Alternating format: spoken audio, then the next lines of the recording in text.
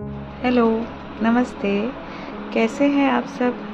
मैं दीप्ति शर्मा व्याकरण सिखाने की कड़ी में आज लेकर आई हूँ वाक्य किसे कहते हैं। तो सुनिएगा, समझिएगा और गौर करिएगा। ठीक है, चलिए बताती हूँ।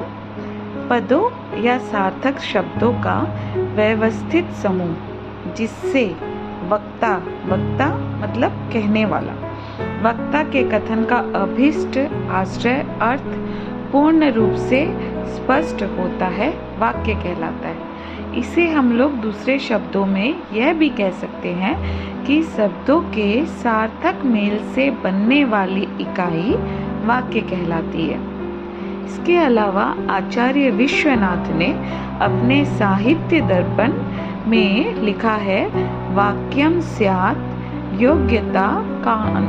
योग्यताकांक्षा शक्तियुक्त पदोच्चय, अर्थात योग्यता, आकांक्षा, आसक्ति से युक्त पद समूह को वाक्य कहते हैं।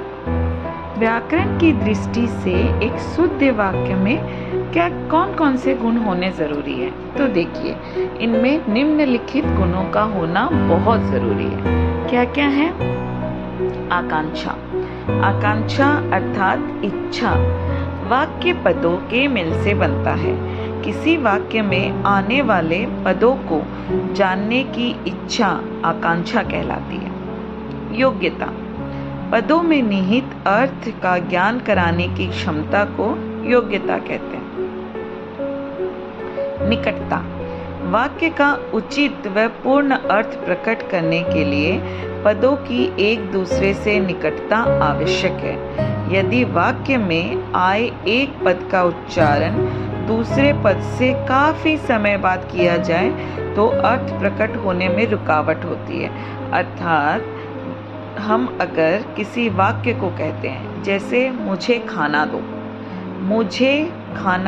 दो, पर इसी के बीच में अगर हम लोग बहुत देरी कर देंगे, जैसे कि मुझे, फिर रुक गए, फिर थोड़ी देर के बाद बोले खाना, फिर रुक गए, फिर थोड़ी देर के बाद बोलेंगे तो ये किसी के समझ में नहीं आएगा, तो वो वहाँ पे अर्थ प्रकट होने में रुकावट आएगी। इसके बाद आता है पदक्रम। वाक्य में प्रयोग किए जाने वाले सभी पदों का क्रम निश्चित होता है। यदि वाक्य में पदों का क्रम सही नहीं होता है तो वाक्य का अर्थ भी पूर्ण रूप से स्पष्ट नहीं होता है। अन्वय का अर्थ है मेल या एक रूपता। व्याकरण के नियमों के अनुसार वाक्य में पदों के प्रयोग को अन्वय कहते हैं। वाक्यांश शब्दों के ऐसे समूह को जिसका अर्थ तो निकलता है किंतु पूरा अर्थ नहीं निकलता, उसे वाक्यांश कहते हैं। एक होता है वाक्य, एक उसके अंश को कहते हैं वाक्यांश। उदाहरण स्वरूप, दरवाजे पर, कोने में, वृक्ष के नीचे आदि का अर्थ तो निकल रहा है किंतु पूरा अर्थ नहीं निकलता, इसलिए ये वाक्यांश है। अब आती है बारी वाक्य के अंगों की। वाक्य के दो अंग होते हैं। उद्देश्य वाक्य में जिसके बारे में कुछ कहा जाए उसे उद्देश्य कहते हैं, और एक होता है विधेय। वाक्य में उद्देश्य के बारे में जो कुछ कहा जाए उसे कहते हैं विधेय। वाक्य के भेद के दो प्रकार होते हैं। वाक्य को अर्थ के आधार पर और रचना के आधार पर विभक्त किया जाता है। अर्थ के आधार पर वाक्य के जो भेद होते हैं वो क्या क्या होते हैं? देखिए, विधानवाचक वाक्य वह वाक्य जिससे किसी प्रकार की जानकारी प्राप्त होती है वह विधानवाचक वाक्य कहलाता है। उदाहरण के स्वरूप देखिए, भारत एक देश है, श्री राम के पिता का नाम दशरथ था। इसमें हम लोगों को जानकारी प्राप्त हो रही है कि श्री राम के पिता का नाम दशरथ था। दशरथ अयोध्या के राजा थे। ठीक है, अब आते हैं निषेधवाचक वाक्य।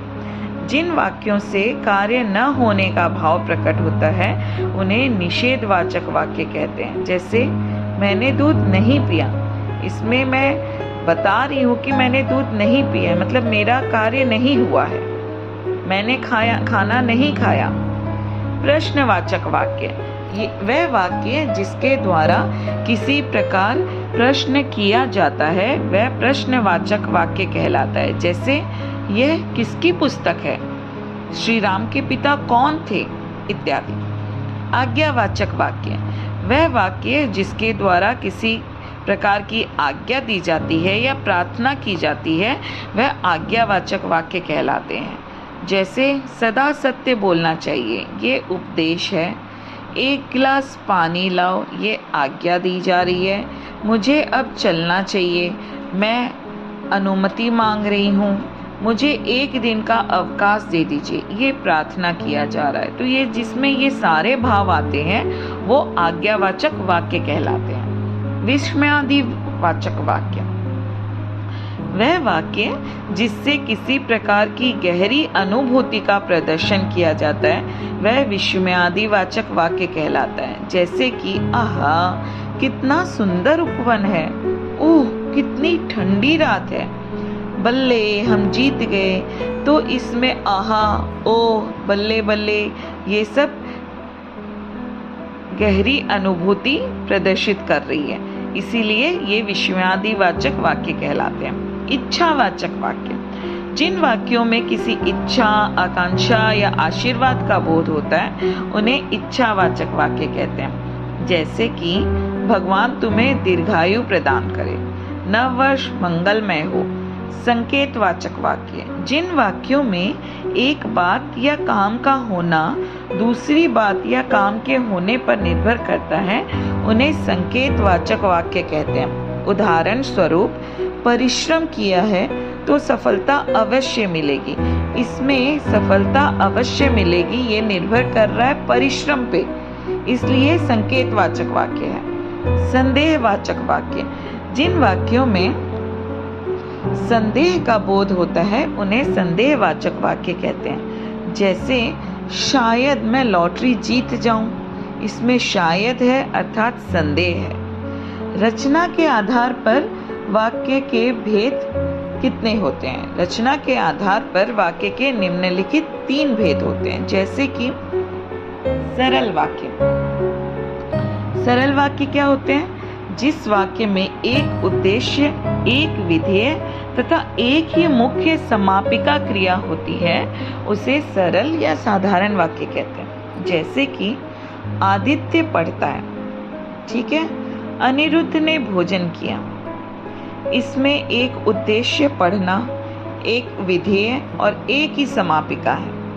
संयुक्त वाक्य क्या होते हैं? जिस वाक्य में 2 या अधिक सरल उपवाक्य किसी समानाधिकरण समुच्चय बोधक अव्यय से जुड़े हों उसे संयुक्त वाक्य कहते हैं। जैसे कि वह सुबह गया और संध्या को लौट आया, इसमें और संयुक्त वाक्य है।